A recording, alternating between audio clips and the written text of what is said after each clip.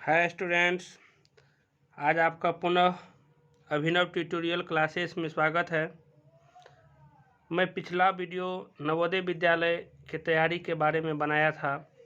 आज पुनः मैं आपको नवोदय विद्यालय के बारे में ही कुछ बात करूंगा और प्रीवियस ईयर का क्वेश्चन बैंक दिखाऊंगा।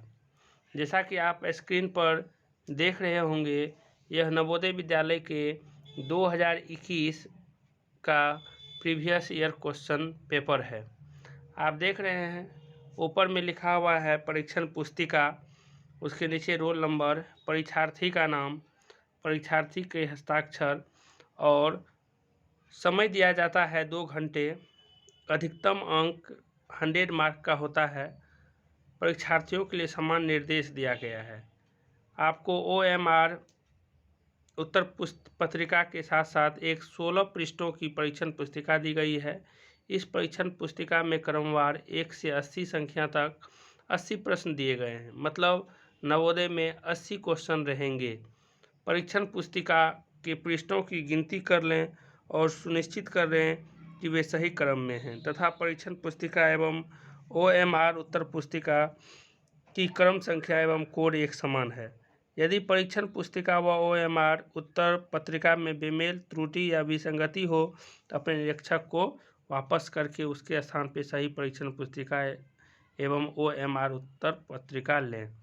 निम्नांकित उदाहरण के अनुसार प्रश्नों के उत्तर केवल OMR उत्तर पत्रिका में ही दें। परीक्षार्थियों को OMR उत्तर पत्रिका में उचित स्थान पर अपने उत्तर दर्शाने होंगे। यह समान निर्देश है। आप देख रहे हैं कि किस तरह से 37 नंबर के क्वेश्चन का आंसर को रंगा गया है। पूरी तरह से एक स्फेयर या एक सर्कल को अच्छी तरीके से रंग देना है, अगल बगल नहीं होना चाहिए। इस तरह से OMR को रंगाने के लिए बता रहा है। आप देख रहे हैं कि OMR उत्तर पत्रिका में लिखने के लिए केवल नीले या काले बॉल पॉइंट पेन का ही उपयोग करें। परीक्षार्थियों को अपना बॉल पॉइंट पेन लाना होगा। पेंसिल का उपयोग सख्त रूप से वर्जित है, मतलब पेंसिल का उपयोग नहीं करना है आपको। परीक्षा की अवधि 11:30 AM से 1:30 PM तक 2 घंटों की होगी, 120 मिनट की होगी और इसमें 3 खंड होंगे, जिसमें केवल वस्तुनिष्ठ मतलब ऑब्जेक्टिव क्वेश्चन होंगे। दिव्यांग छात्रों के लिए 40 मिनट के अतिरिक्त टाइम दिए जाएंगे, मतलब उसको 2 घंटा 40 मिनट का टाइम मिलेगा। प्रत्येक परीक्षार्थी को सभी तीनों खंडों की एक परीक्षण पुस्तिका दी जाएगी। अब देखिए 3 खंड कौन सब होगा। तो पहला है मानसिक योग्यता परीक्षा, जिसको हम लोग रीजनिंग कहते हैं। खंड 1 में रीजनिंग को माना गया है। इसमें प्रश्न की संख्या 40 होगी, 40 प्रश्न होंगे और अंक उसके लिए 50 अंक दिए जाएंगे। दूसरा खंड है अंक गणित परीक्षण, जिसको मैथ कहते हैं हम लोग। इसमें 20 प्रश्न रहेंगे और उसके लिए अंक है निर्धारित 25। तीसरा है भाषा परीक्षण, खंड 3 जिसको कहा गया है। इसमें 61 से 80 नंबर तक के प्रश्न रहेंगे, मतलब टोटल क्वेश्चन 20 रहेगा और इस पर अंक 25 दिए जाएंगे। कुल योग नीचे में देख रहे हैं, प्रश्नों की संख्या 80 और कुल मार्क्स 100।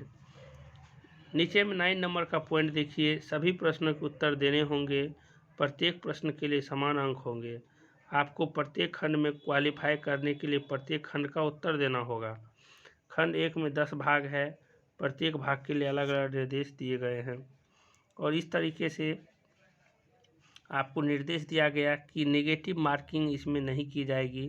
प्रत्येक 30 मिनट पे घंटी बजाई जाएगी और जैसे ही आपका 2 घंटा का समय ख़त्म हो जाएगा, आपसे कॉपी ले लिया जाएगा। ओवर राइटिंग सब कुछ नहीं करना है, एक बार जो भर दिए हैं उसी को रहने देना है। अब चलिए हम आपको क्वेश्चन पर लेके चलते हैं। देखिए सबसे पहला खंड है मानसिक योग्यता परीक्षण, जिसको हम लोग रीजनिंग कहते हैं। इसमें तर्क लगाना है और तर्क लगा करके आपको उसका आंसर करना है। निर्देश दिया गया है प्रश्न संख्या 1 से 4 में प्रत्येक प्रश्न में 4 चित्र A, B, C और D दर्शाए गए हैं। इन 4 चित्रों में से 3 चित्र किसी भी विधि से एक समान है, जबकि एक चित्र अन्य से भिन्न है। अन्य से भिन्न चित्र का चयन करना है। मतलब 3 एक समान होगा, चौथा असमान होगा। असमान चित्र को अलग करना है और वही उसका आंसर होगा। अब देखिए, पहला 1 नंबर में आपको जैसा कि दिख रहा होगा कि ABCD। ए में देखिए ट्रायंगल को ध्यान से कि ट्रायंगल का शीर्ष जो है वो आपको बीच की ओर इंगित कर रहा है। बी में भी सही है, सी में भी, लेकिन डी में देखिए एक कॉर्नर में ट्रायंगल इन कर गया है, इसीलिए डी नंबर का ऑप्शन सही होगा। ये तीनों से अलग है।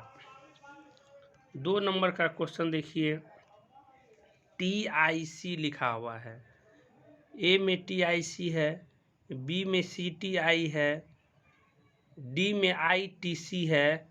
मतलब ए, बी और डी तीनों में एक ही अक्षर को उलट पुलट करके अरेंज किया गया है, लेकिन सी नंबर में TEC मतलब आई के जगह पर ई को पुट कर दिया है, इसीलिए यह गलत है। इसीलिए इसका सही आंसर होगा सी।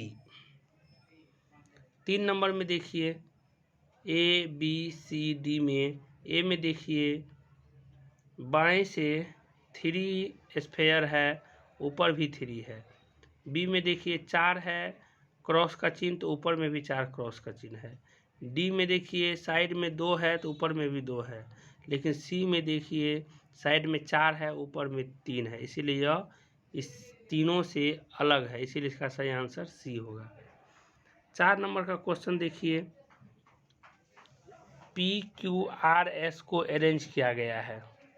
आप जैसा कि देख रहे हैं कि बी नंबर में PQRS एंटी क्लॉकवाइज में सजाया गया है। एंटी क्लॉकवाइज में बी नंबर में PQRS को सजाया गया है। सी नंबर में भी PQRS को एंटी क्लॉकवाइज में ही सजाया गया है। डी में भी वही काम किया है, लेकिन ए में PQRS को क्लॉकवाइज में सजाया गया है। इसीलिए क्लॉकवाइज का अर्थ हुआ घड़ी की चलने की दिशा, और एंटी क्लॉकवाइज का अर्थ हुआ घड़ी के चलने के विपरीत दिशा, इसीलिए इसका सही आंसर होगा ए।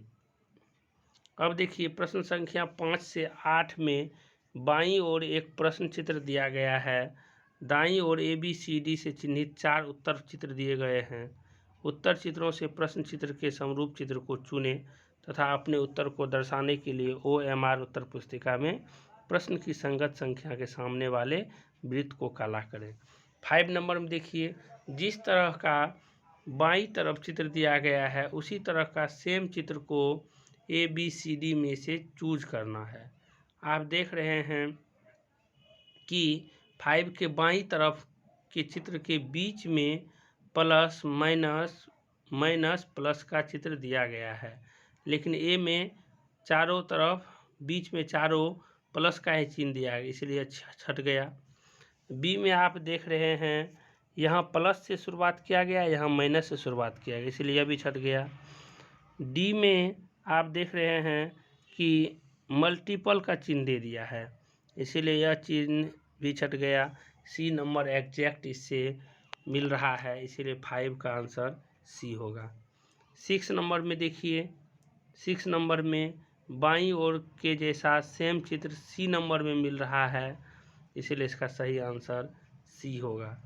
7 में देखिए, आप देख करके भी आसान आपको लग रहा होगा कि 7 नंबर भी बिल्कुल आसान है, आप अपने से खुद ढूंढ रहे होंगे, और इसका भी सही आंसर सी होगा। 8 नंबर में देखने से ही पता चल जाता है कि इसका सही आंसर क्या होगा। 8 में देखिए, 8 के बाईं ओर के फिगर में नीचे में एक पॉइंट दिया गया है। यहाँ ACD तीनों में नीचे में एक पॉइंट है, लेकिन बी में नहीं है, बी छट गया। उसके बाद देखिए ऊपर में दाईं कॉर्नर पर पूरा ब्लैक किया गया है। ए नंबर में बाईं कॉर्नर पूरा ब्लैक कर दिया, इसलिए यह भी छट गया। ए और बी खत्म हो गया। अब रहा सी और डी का बात। सी और डी में देखिए सी में भी बाईं कॉर्नर को पूरा ब्लैक किया है, इसीलिए यह भी गलत है। इसका सही आंसर डी है। मतलब एक जैसा समरूप को ही खोजना है, इस प्रश्नों का यही लक्ष्य था। अब देखिए आपको भाग 3 आ गया है। दो टाइप का आप देख चुके हैं। इस तरह का 10 टाइप का आपको क्वेश्चन देखने को मिलेगा। प्रश्न संख्या 9 से 12 में बाईं ओर एक प्रश्न चित्र दिया गया है, जिसका एक भाग लुप्त दर्शाया गया है, मतलब एक भाग गायब है। आपको उस भाग में एडजस्ट करना है। तो आप देख रहे हैं यहाँ नीचे के दाएं कॉर्नर वाला चित्र नहीं दिया गया है, और आपको ABCD में से उपयुक्त चित्र को बैठाना है। तो आपका सही आंसर इसका सी हो रहा है। इसको एडजस्ट करने से बिल्कुल बैठ रहा है। 10 नंबर में भी आप देख रहे होंगे, 10 नंबर का एडजस्ट करने के लिए बिल्कुल सही आंसर डी हो रहा है। 11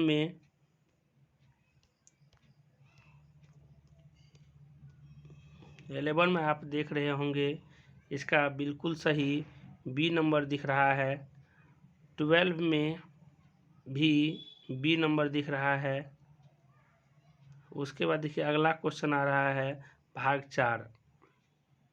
इसमें आपको प्रश्न संख्या 13 से 16 में बाईं ओर 3 चित्र दिए गए हैं। चौथे चित्र कैसा होगा उसके बारे में आपको पता लगाना है ABCD से। आप देख रहे हैं कि 13 नंबर में ऊपर की ओर तीर खुला हुआ है। अब वह एंटी क्लॉकवाइज में 90 डिग्री में रोटेशन होता है और बी नंबर का फिगर बनाता है। फिर एंटी क्लॉकवाइज में 90 डिग्री के रोटेशन से सी बना, और इस तरह से आपका एंटी क्लॉकवाइज में रोटेशन होगा 90 डिग्री से, तो आपका सी नंबर का आंसर सही होगा। 14 में देखिए आप देख रहे होंगे कि 14 का एग्जैक्ट आंसर बी होना चाहिए, क्योंकि ये कलर किया हुआ भाग जो है ए में जैसा है, उस तरह से वो नीचे की ओर अब मुड़ रहा है, फिर दाईं ओर, फिर अब ऊपर में बाईं ओर होगा, और बाईं ओर में फिगर बी नंबर एडजस्ट बिल्कुल सही है। 15 में देखिए एक तीर है ए में, फिर बी में देखिए उसके जस्ट साइड में एक गोला दिया हुआ है। अब आप पता लगा सकते हैं इसका सही आंसर क्या होगा, बी होगा। सेम टू सेम 16 नंबर भी आप देख रहे हैं, सबका सही आंसर भी यहाँ दिया है। अगर आप बनाना चाहते हैं तो वीडियो को रोक करके आप बना सकते हैं। अब देखिए अगले टाइप का भाग 5 है। इसमें आपको 2 चित्र में संबंध दिया गया है, और अगले 2 चित्र का संबंध उसी तरह का होगा, इसको बताने के लिए कह रहा है। देखिए बी यहाँ पर 17 नंबर में अगला फिगर में बी रेशियो अगले फिगर का बी को उलट दिया है। उसी तरह से यहाँ पर ई में क्या होगा, तो उलट दिया जाएगा, तो ए नंबर सही आंसर हो रहा है। 17 भी क्लियर है। 18 भी आप देख रहे हैं, जो रिलेशन ए और बी में है वही रिलेशन सी और डी में होना चाहिए, तो इसका सही आंसर सी हो रहा है। 19 में देखिए साफ आसान है, यहाँ आपको इसका सही आंसर दिख रहा है सी नंबर में। 20 में देखिए 20 में जैसा कि आप देख रहे हैं ए से सामंजस्य बी हो रहा है। यहाँ हेक्सागोनल दिया हुआ है तो हेक्सागोन बनाया है, यहाँ पे ट्रायंगल दिया है, कलर करने के बाद तो ट्रायंगल बनेगा, तो बी नंबर इसका सही आंसर होगा। अब देखिए भाग 6 में आप जा रहे हैं।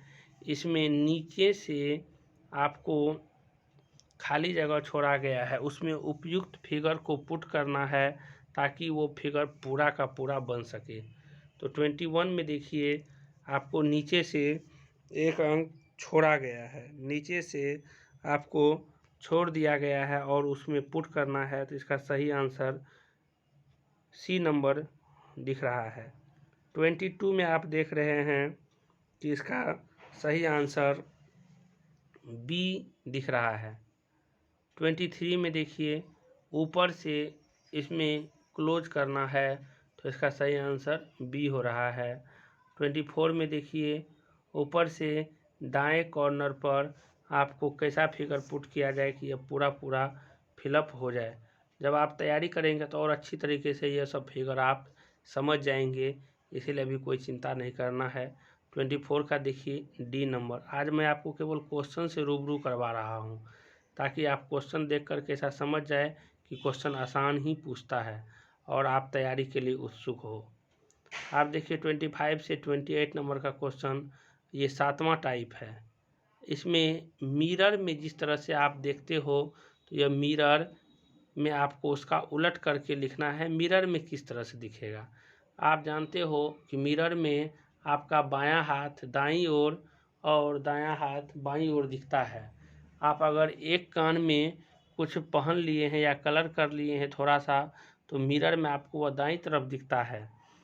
इसी तरह से यहाँ 25 में देखिए, यहाँ त्रिभुज बाईं तरफ है, तो इसका सही आंसर होगा त्रिभुज दाईं तरफ होना चाहिए, जो कि सी में है, और सी बिल्कुल मिल रहा है, इसीलिए इसका 25 का सी आंसर होगा। अब देखिए 26 में, जैसा कि आप 26 में देख रहे हैं, इसका बिल्कुल ए में हो रहा है और ए इसका सही आंसर होगा। 27 में देखिए, 27 में जस्ट इसका लेटरली इन्वर्स इसको हम लोग कहते हैं। 27 का बिल्कुल एग्जैक्ट डी मिल रहा है, तो इसका आंसर डी होगा। 28 का देखिए बैंड को उलट देना है, इसीलिए आप लोग एम्बुलेंस के बारे में जान रहे होंगे कि एम्बुलेंस के पीछे में सभी अक्षर उल्टे दिखते हैं। क्यों उल्टा लगाया जाता है, तो इसका यही रीज़न है।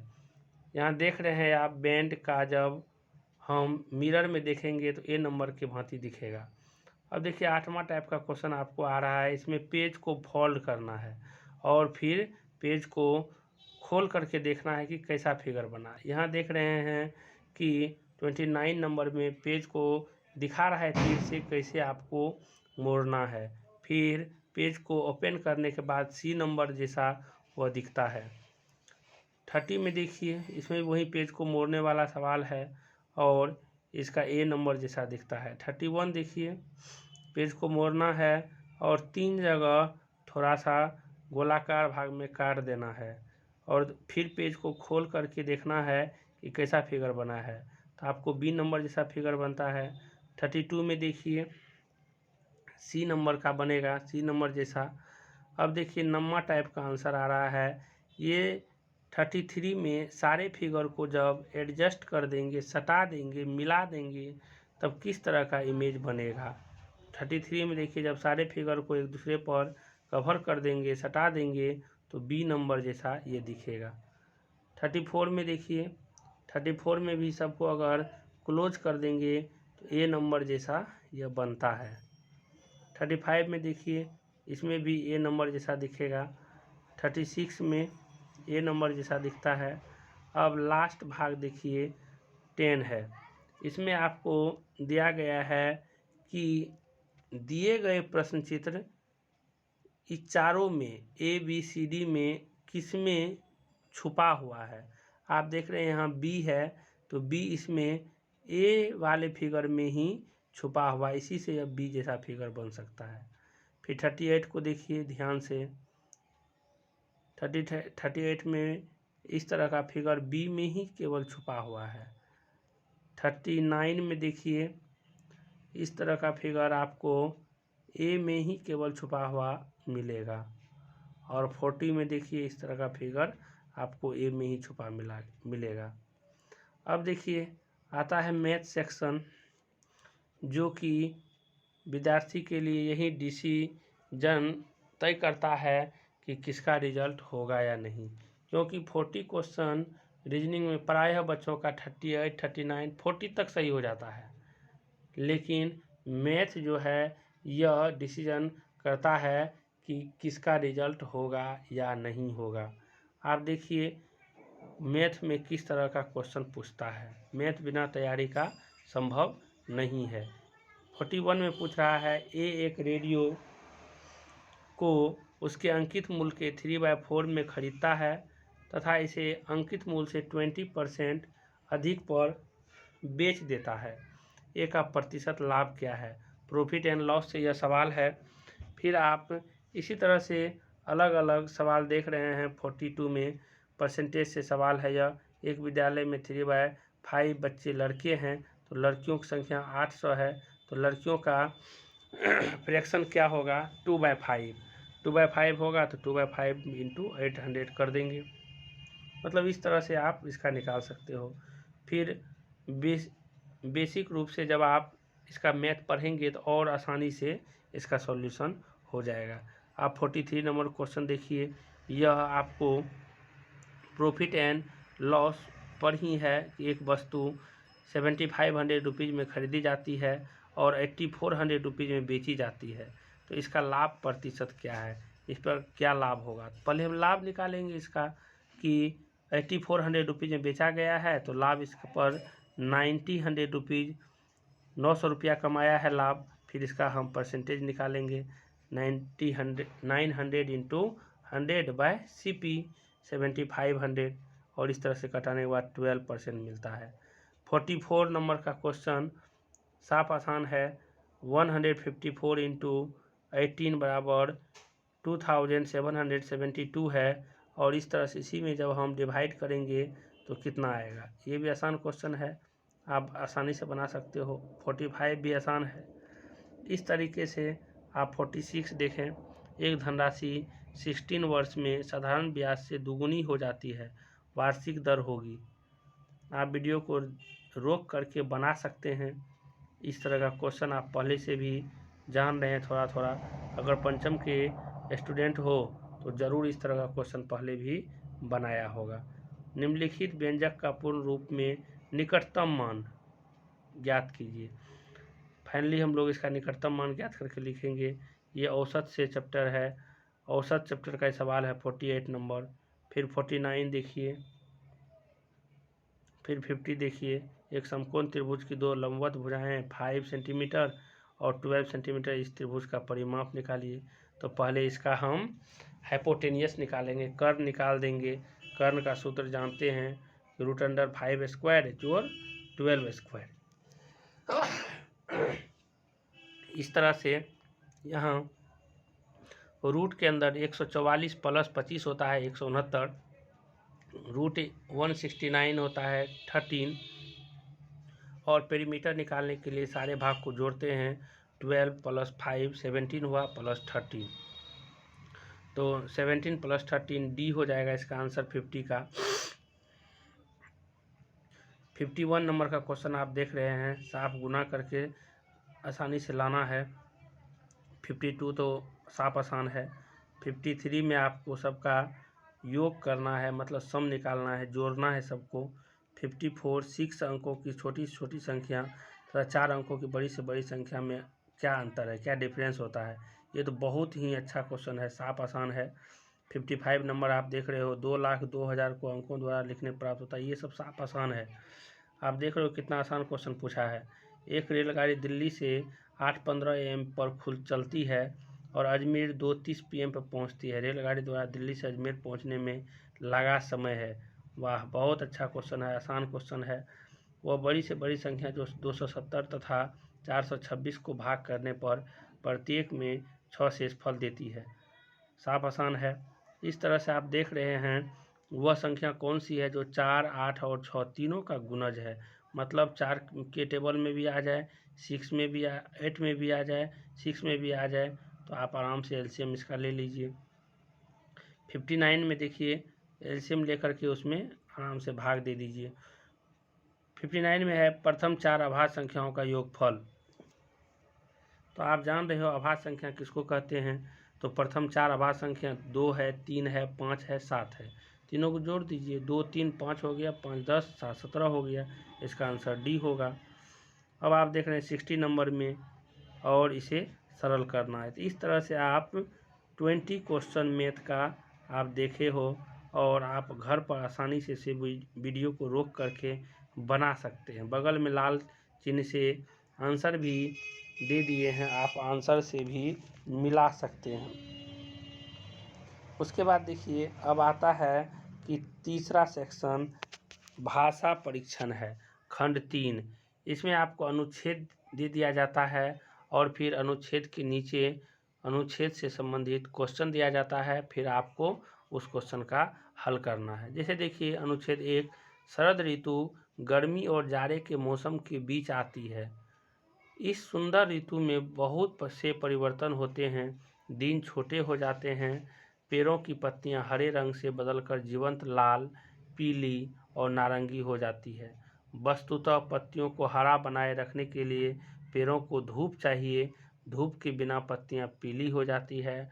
घास पर अब ओस नहीं बिछी होती, बल्कि प्रायः प्रत्येक प्रातः काल को पाला पड़ता है, क्योंकि तापमान हिम बिंदु तक जा पहुंचता है।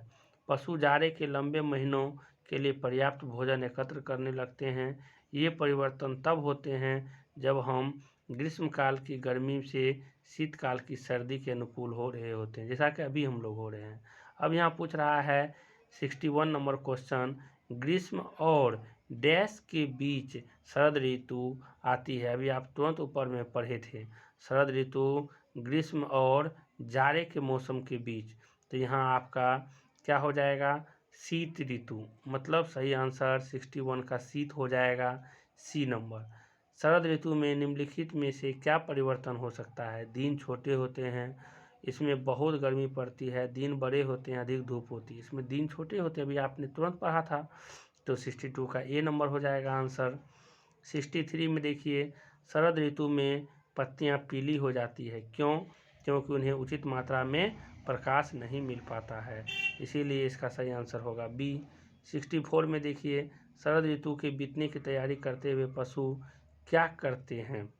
तो शरद ऋतु के बीतने की तैयारी करते हुए पशु भोजन एकत्र करते हैं, ताकि शरद ऋतु में आसानी से बैठ कर के भोजन किया जाए, क्योंकि जाड़े तो बहुत होती है, फिर कहाँ से भोजन लाया जाएगा, इसीलिए ये हो जाएगा आंसर। बिछी होती, बिछी होने का दूसरा शब्द क्या हो सकता है? ढकी होना, मतलब सी हो गया इसका आंसर। इस तरह से आप यहाँ देख रहे हो, अगला अनुच्छेद 2 दिया गया है, फिर 2 अनुच्छेद में भी आपको क्वेश्चन दे दिया गया है और पहले अनुच्छेद बताया गया है, आप अनुच्छेद पढ़ सकते हो। शरीर का भार कम करने या स्वस्थ भार बनाए रखने के लिए केवल 2 साधारण नियम है, वे है कम वसा और शर्करा वाला संतुलित भोजन करना और अधिक व्यायाम करना। भार कम करने के लिए आपको भूखे रहने की कोई आवश्यकता नहीं। बहुत लोग भार कम करने के लिए भूखे रहते हैं। यदि आप चीनी, केक, बिस्कुट कम लें तथा अधिक फल और सब्जियां खाएं और पर्याप्त पानी पिए, तो आपका भार कम हो जाएगा और आप अधिक स्वस्थ हो जाओगे। प्रतिदिन सैर के लिए जाएं या साइकिल चलाएं, टेलीविज़न देखने या वीडियो गेम्स खेलने के स्थान पर अधिक सक्रिय रहें। इस तरह से अनुच्छेद दिया और 66 नंबर का क्वेश्चन दिया, हम स्वस्थ कैसे रह सकते हैं? संतुलित भोजन खाकर और व्यायाम करके। भार कम करने के लिए हमें क्या अधिक खाना चाहिए? फल और सब्जियां अधिक खाना चाहिए। स्वस्थ रहने के लिए हमें क्या अधिक पीना चाहिए? पानी अधिक पीना चाहिए। कौन सा व्यायाम सबके लिए अच्छा है? सैर करना और साइकिल चलाना। सक्रिय शब्द का विलोम शब्द क्या है? निष्क्रिय। अब देखिए, फिर अनुच्छेद 3 दिया गया है, आप देख रहे हैं, क्या आपने रस्साकसी खेल खेला है? यह एक रोचक खेल है। रस्साकसी का खेल खेलने के लिए आपको कुछ खुली जगह, एक लंबी एवं मजबूत रस्सी और खिलाड़ियों की 2 टीमों की आवश्यकता होती है। खेल तभी रोचक होगा जब दोनों टीमें बराबर मजबूत होंगी। दोनों टीमों के बीच एक रेखा खींच दी जाती है। जो टीम खींची जाती है और बीच की रेखा पार करने को बाध्य कर दी जाती है, खेल हार जाती है। टीम के सबसे शक्तिशाली सदस्य को मजबूती से रस्सी के अंतिम छोर को पकड़े रहना चाहिए और टीम को संगठित होकर रस्सी को खींचना चाहिए। खेलों के स्थान से पत्थरों को साफ कर देना चाहिए, अन्यथा उनसे चोटें लग सकती है। अब देखिए, 71 नंबर में क्वेश्चन पूछ रहा है, रस्साकसी डैश है। तो रस्साकसी एक खेल है। रस्साकसी में हम डैश करते हैं, तो रस्सी खींचते हैं। रस्सी के अंतिम छोर को पकड़ने वाला टीम का सबसे शक्तिशाली सदस्य होता है। टीम जो बीच की रेखा को पार खींच ली जाती है वो हार जाती है।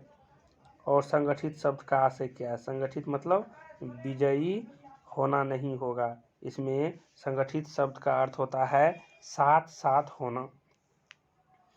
अब देखिए आपको लास्ट अनुच्छेद है।